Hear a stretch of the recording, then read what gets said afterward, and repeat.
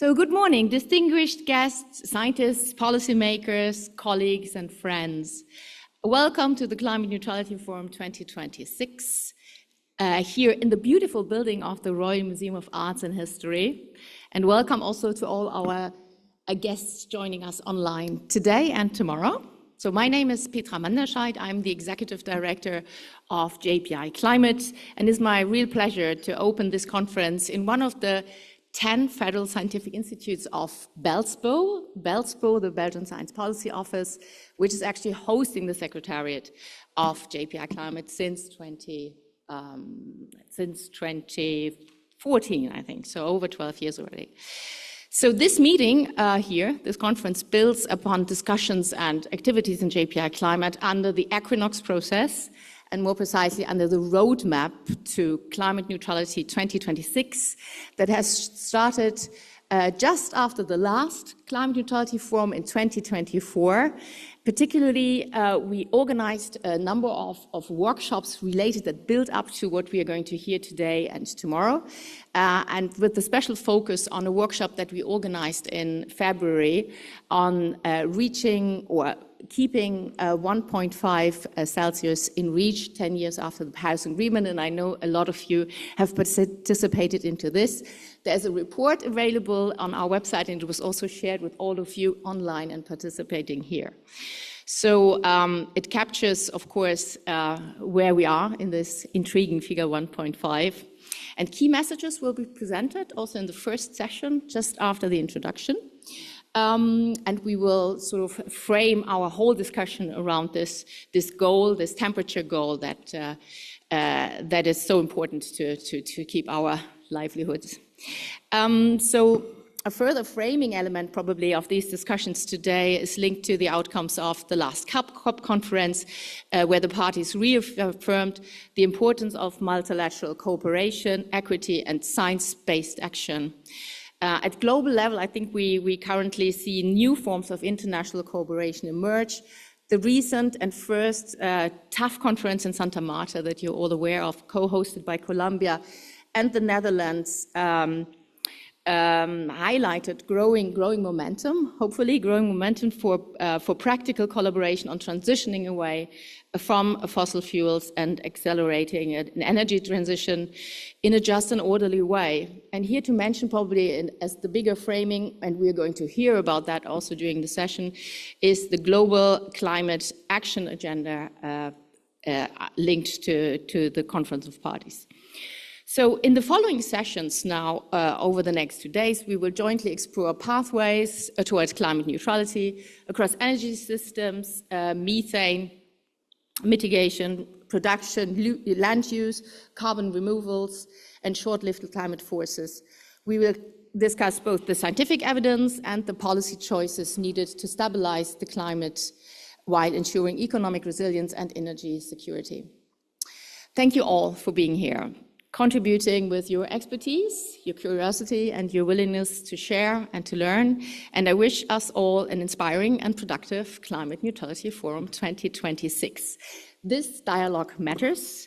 And for those here in the room, there will be numerous occasions, and I think we started this already before coming in here, for taking the discussions further during the breaks. And please do not forget, for those in the room here, that we're going to have a wonderful reception after the meeting in the evening and a dinner in a really,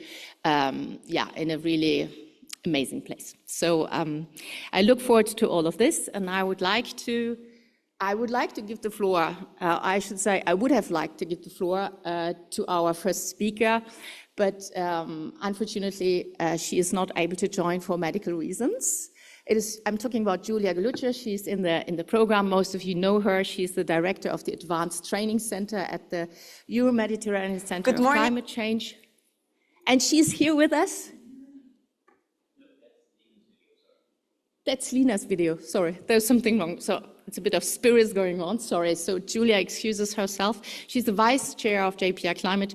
She's also very much involved in. She was very much involved in the preparation, and she's most of all also the coordinator of the Magica project that is funded by the European Commission and that enables what we are doing here, that enables the Equinox process and also, thankfully, the Climate Neutrality Forum. She sent me some notes, so I will read that out for you. So I would really have liked to join you in person for our key milestone event of the Magica project, but nevertheless, I'm pleased to hear that there are so many from the world of science and policy that have signed up again to discuss the various aspects of climate neutrality and what science tells us. Over the last 14 years in JPI Climate, we have established trust and collaborating among European countries to jointly advance climate change knowledge to inform policy and climate action. We understand that we have to work across disciplines and sectors to address the multiple facets and complexity of climate change as one of our major societal challenges. When it comes to climate neutrality, we bring together in this Science Policy Society Forum key actors to shed light on latest knowledge and jointly explore solutions towards a climate neutral future.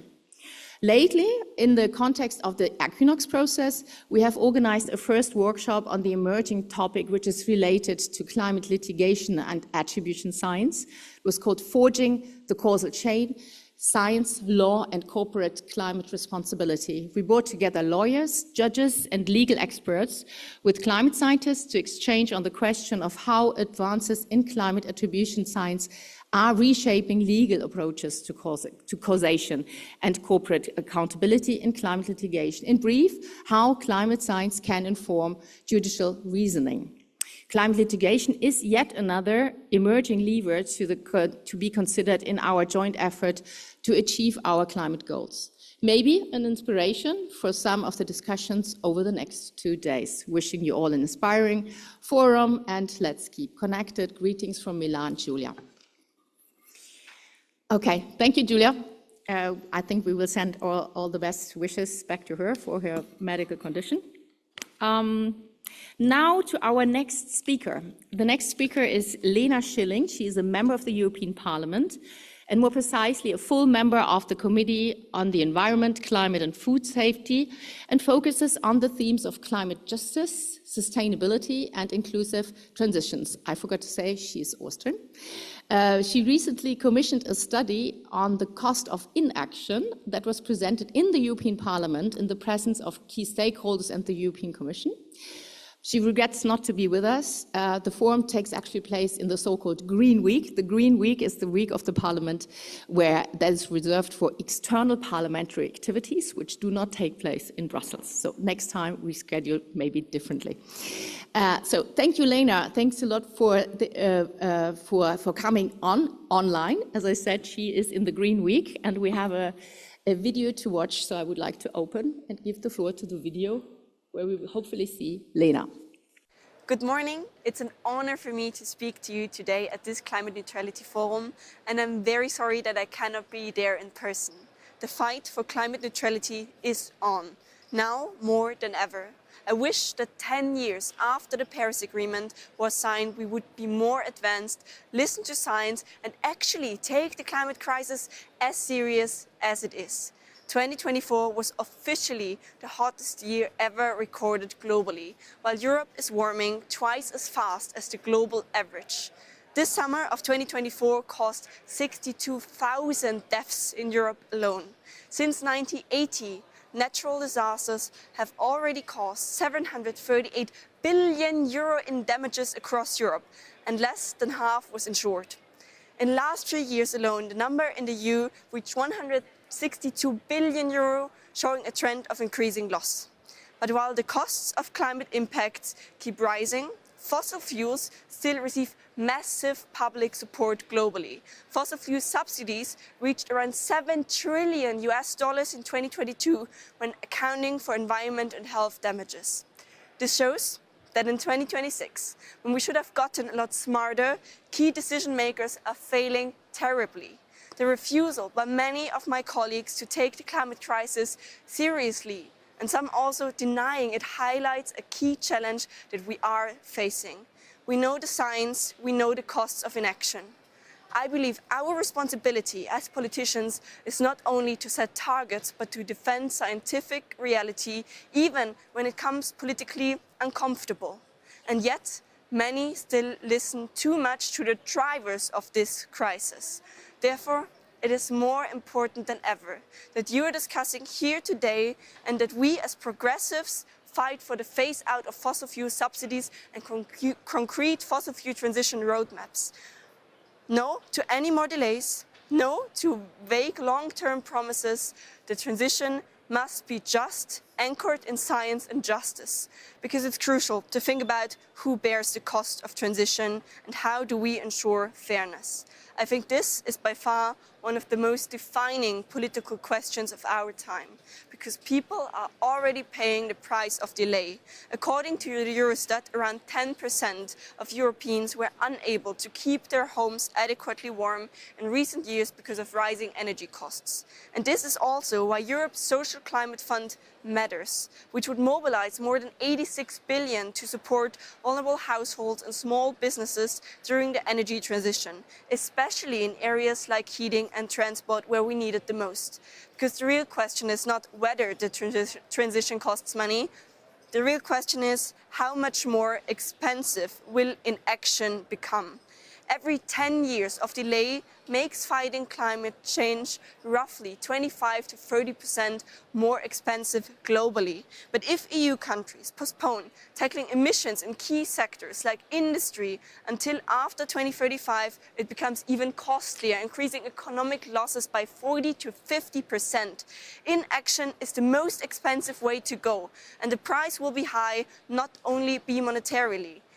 Ambitious climate action is the only way to go. It cannot be separate from other discussions such as energy security or industrial competitiveness, a word that we like a lot in Brussels. As long as the system relies on fossil fuels, there is no energy security. If you do not take extreme weather events into account, the implications will affect businesses, workers and families. 1.89 trillion euro is invested in climate action globally every year.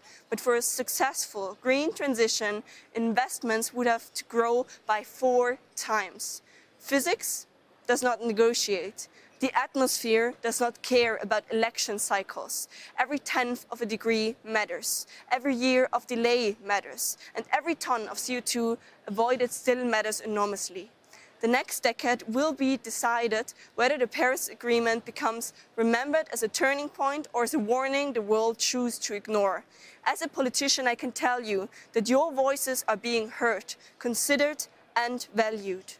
Thank you for your attention, and let's continue to fight together. Yeah, thank you very much, Lena Schilling. I think that was a strong message shared. We will have understood from the inside of the Parliament premises. I think it's Strasbourg, but I'm not sure.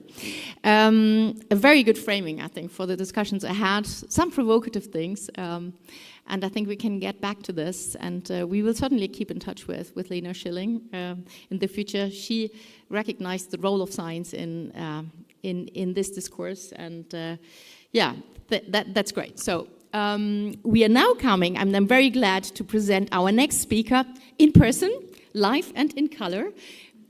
Vicky Pollard. Vicky Pollard is head of unit for strategy and analysis and planning, foresight, economic analysis and modeling at the European Commission Directorate General for the Directorate General for Climate Action, DG Klima. Vicky, the floor is yours. Thank you very much, and thank you to JPI Climate, to the Equinox process, to the Magica project, for the invitation and for organizing this Climate Neutrality Forum 2026. And a big thanks to Horizon Europe for the funding, and of course, a shout out to my colleagues in RTD who are really fundamental in making all these projects work. And thanks for holding this event so close to DG Klima. I think for me, it would be impossible not to be here. It's our backyard. We have a beautiful walk here. In the green, in the heat. But events such as this one, bringing science to policymakers, are essential for our work. It's essential to present the latest scientific evidence, to bring people together, to discuss the implications for policy and for action more generally. Climate change, of course, is on people's mind again this week. People say that climate is less on the agenda, but is very much present in people's minds, and it's present in terms of what's happening in terms of clean technologies, in terms of what's happening in the economy. The importance of pushing ahead with action for a decarbonised, competitive Europe is clear. And I think with the sessions you're going to have over the next few days, culminating in the economic session tomorrow, you will look at a broad range of issues. But I wanted to focus a little bit on the economic, as Lena did, because it's what is been driving the headlines for the last few months. And in particular, the ongoing energy crisis is once again a reminder of the benefits of moving away from fossil fuels. A few weeks ago, in the Santa Marta conference, our commissioner put the cost to Europe at €500 million per day when the war continues. So the opportunities for clean energy to reduce our dependence on imports, to reduce our exposure to price shocks, and improve the energy's EU security, independence, and competitiveness are clear. And implementation continues, promoting investment in innovative, clean technologies, in infrastructure, skills, and in modernising the EU's economy. The case for keeping 1.5 in reach is even clearer when looking at the cost of climate change. And Lynn has just gone into a lot of detail. For the 2040 climate target, we had a detailed impact assessment, and this projected a conservative estimate that EU GDP could be 7% lower by the end of the century under a higher warming trajectory than under a 1.5 degree scenario. Of course, this was looking back to the scenarios used for AR6. This leads to huge cumulative losses over the coming decades if we don't act. As I said, this is a conservative estimate, and there are many higher estimates for costs at global level. Just one example, the BCG and University of Cambridge report for 2025 looks at a range of 15 to 34% loss of economic input by 2100, and there are many higher estimates in the academic literature. The evidence clearly shows that the cost of inaction largely exceeds the investments in climate action. And I think you will come on later in this session, in this event, to the broader co-benefits in terms of health, security, business, and job opportunities. EU climate policy is based on best available science. The IPCC reports are very important, but also activities being presented here today. And just to mention the Global Carbon Project, the indicators of global climate change, these are very important regular reminders. They're ensuring that key indicators and scientific information are available between the IPCC assessment reports. And this is essential to give the needed updated information to feed the wide range of public and private decisions that people, companies, and investors, as well as governments, are making to transform and decarbonize our economies. And this evidence is more important than ever. Whilst climate science and clean technologies and the frameworks for action grow, so are myths and disinformation, as seen last week by some reactions to the retirement of the RCP 8.5 scenario. And the evidence is more important than ever for action. This year is a very busy one for climate and energy proposals. The EU is pushing ahead with implementing its targets.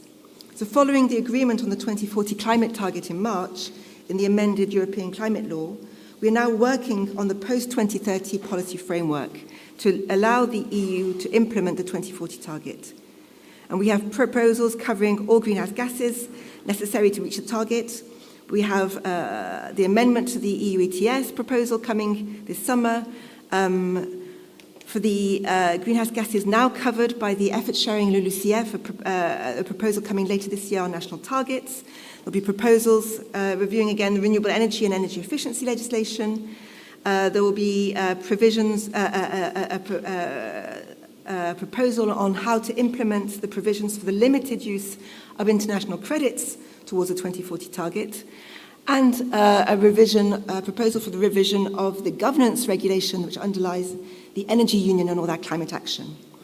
So it's a vast amount of review work to make sure that we're ready for the post-2030